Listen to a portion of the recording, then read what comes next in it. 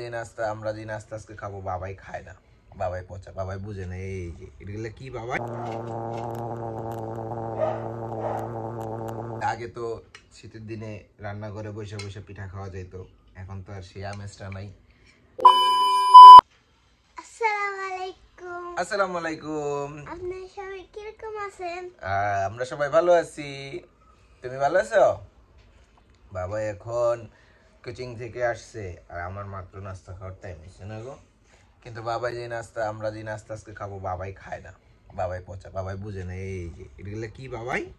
পিঠা। কি পিঠা? চিতই। চিতই পিঠা কি করছে? দুধের মধ্যে ভিজাইছে। আর কি দিছে? আর মিঠাই দেয় নাই? মিঠাই দিতে, মিঠাই বলবা না যে মিঠাই দিছে। তুমি তো খাও নাই, তুমি একটু খাই দেখো কেমন হয়েছে। কেন? বাবার মিষ্টি জিনিস বেশি পছন্দ না, না গো? ঝাল জিনিস পছন্দ? হালকা ঝাল পছন্দ, তাই হালকা হালকা ঝাল জিনিস খাইতে হয়। এই হচ্ছে গিয়া শীতের দিনের আমেজ, কম্বলের ভিতরে বসে বসে পিঠা খাওয়া, না গো? গরম গরম পিঠা। তুমি একটু খাও, বাবা একটু খাওয়াই দিই।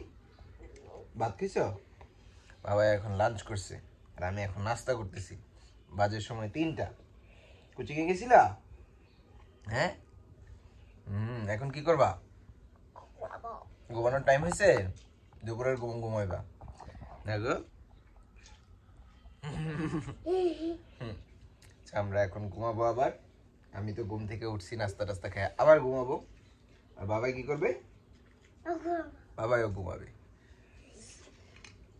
আসলে আগে তো শীতের দিনে রান্না করে বসে বসে পিঠা খাওয়া যেত, এখন তো আর সেই আমেজটা নাই যে রান্নাঘরের পাশে বসে বসে মা চাচিরা পিঠা বানাবে আর আমরা খাবো।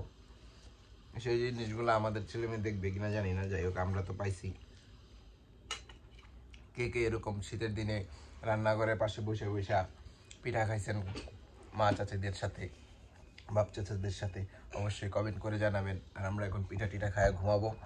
বাবার অনেক ঘুম পাইছে, কোচিং থেকে আসছে, সকাল সকাল উঠতে হয় এখন। বাবাই কোচিংয়ে যায় আসে ঘুমায়, কিন্তু আমার তো আবার আরেকটা সমস্যা হচ্ছে, চোখে যেন কি হয়েছে, চোখ এটা ফুলে আছে না গো, অসুখ বাবার ছাড়তেছে না।